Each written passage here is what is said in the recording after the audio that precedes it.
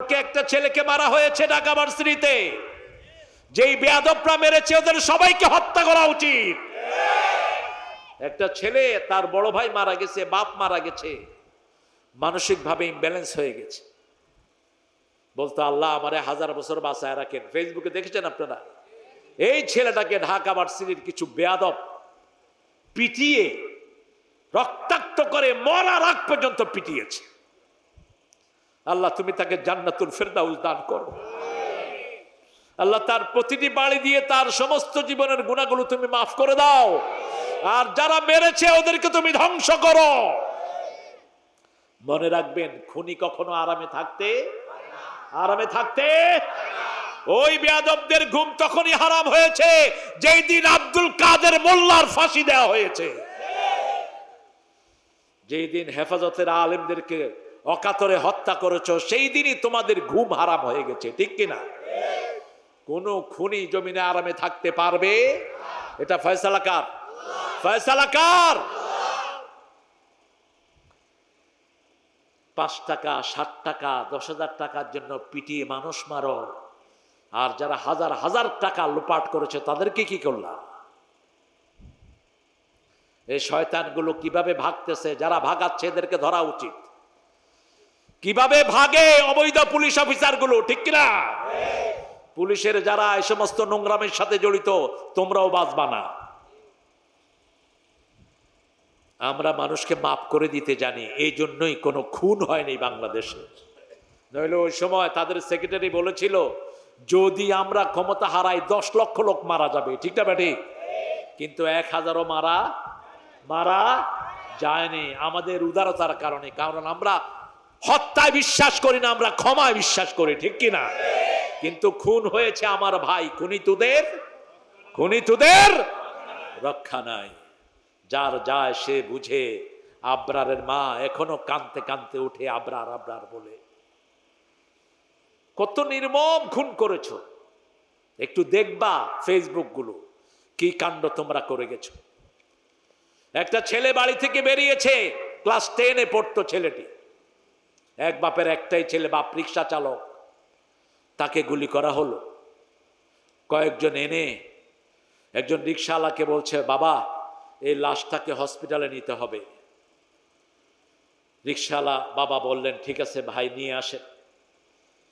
রিক্সায় যখন উঠালো, বাপ তাকিয়ে দেখে তার একমাত্র ছেলেই তার রিক্সায় গুলি খাওয়া। কি দিয়ে আপনারা এটা পোষাবেন? কি দিয়ে পোষাবেন?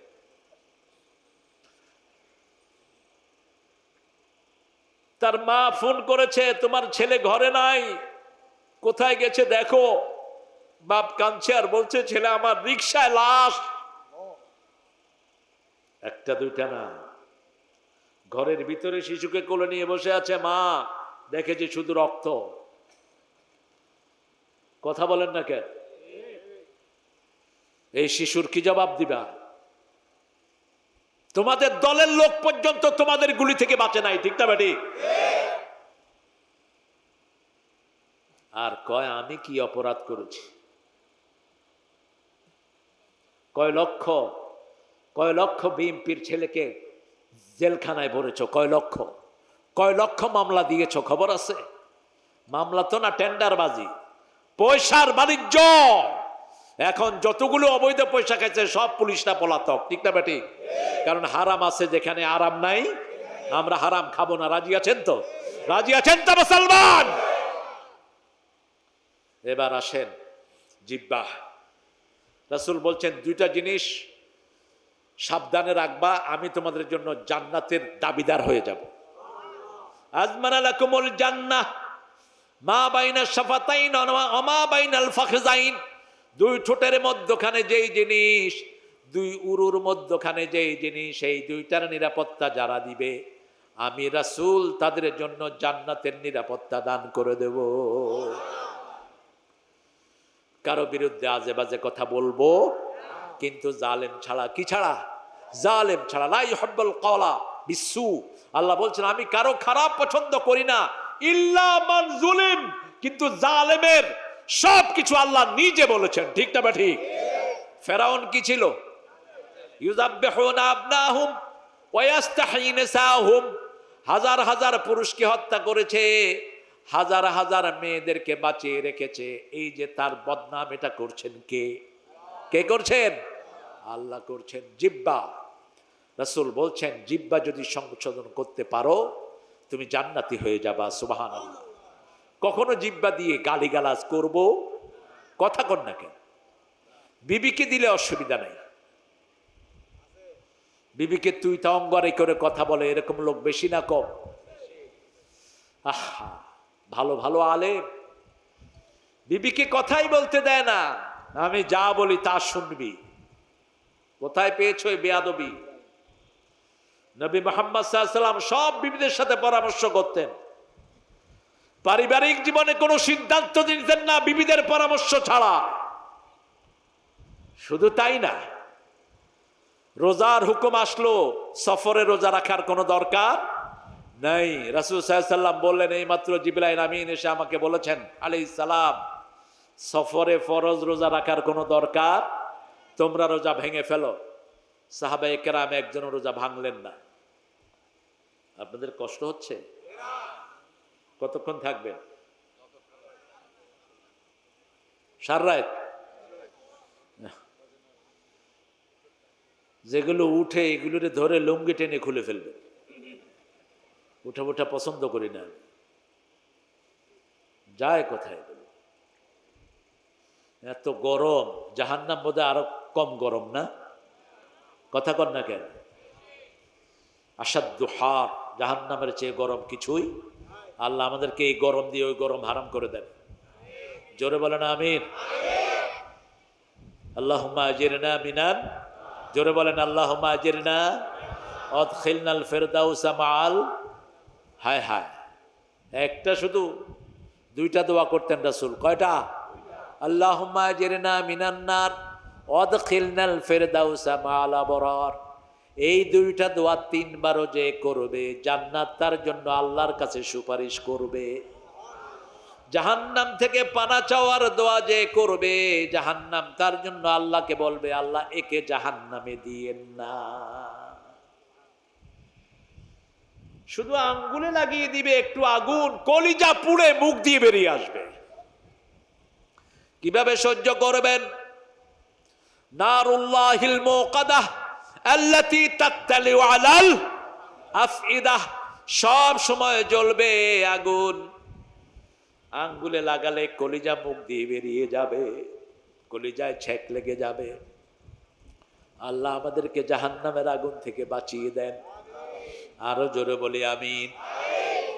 জাহান্নাম থেকে বাঁচার প্রথম কালেমা হলো লা ইলাহা, লা ইলাহা, লা ইলাহা ইল্লাল্লাহ। মানে আল্লাহ ছাড়া কারো হুকুম মানবো, কোন তাগুতকে মানবো।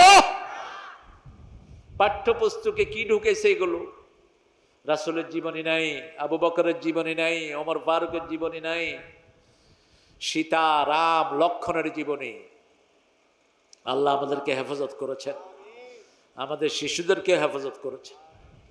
স্কুলে তো ক্লাস 10 পর্যন্ত কোনো লেখাপড়াই নাই। কি ছিল? ডিম রাঁধা, আলু ভর্তা করা, নাচানাচি, কুদাকুদি। এই ক্লাস 1 থেকে 10 পর্যন্ত স্কুল কমিটি যেটা ছিল সবগুলো সদস্য ছিল হিন্দু, একটাও মুসলমান। পুরা কমিটিটা কি হিন্দু। কি বানিয়েছে দেশটাকে?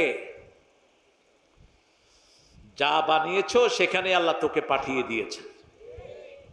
আল্লাহ আমাদেরকে হেফাজত করেন। আরো জোরে বলি আমিন। জিহ্বা দিয়ে সব সময় কি করবেন বলেন তো? একটা জিকির, শ্রেষ্ঠ জিকির কয়টা? একটা। কোনটা? না, এটার আগে আরেকটা হাদিস রাসূল বলেছেন শ্রেষ্ঠ জিকির হলো তেলাওয়াতুল কোরআন। কোরআনের একটা অংশ হলো লা ইলাহা। সূরা মুহাম্মাদের ভিতরে আল্লাহ রাব্বুল আলামিন বলছেন ফাআলাম আন্নাহু লা ইলাহা ইল্লাল্লাহ। আবার সূরা ফাতিরের শেষ আয়াতে বলছেন মুহাম্মাদুর রাসূলুল্লাহ। তাহলে শ্রেষ্ঠ জিকির হলো তেলাওয়াতুল, তারপরে শ্রেষ্ঠ জিকির হলো লা ইলাহা, লা ইলাহা ইল্লাল্লাহ। এরপরে শ্রেষ্ঠ জিকির সুবহানাল্লাহ, আলহামদুলিল্লাহ, আল্লাহ। এই চারটা হলো শ্রেষ্ঠ জিকির। করবেন তো?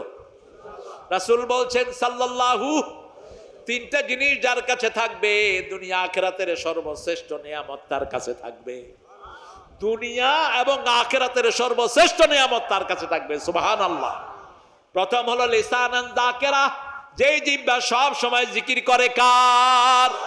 সুবহানাল্লাহ, আলহামদুলিল্লাহ।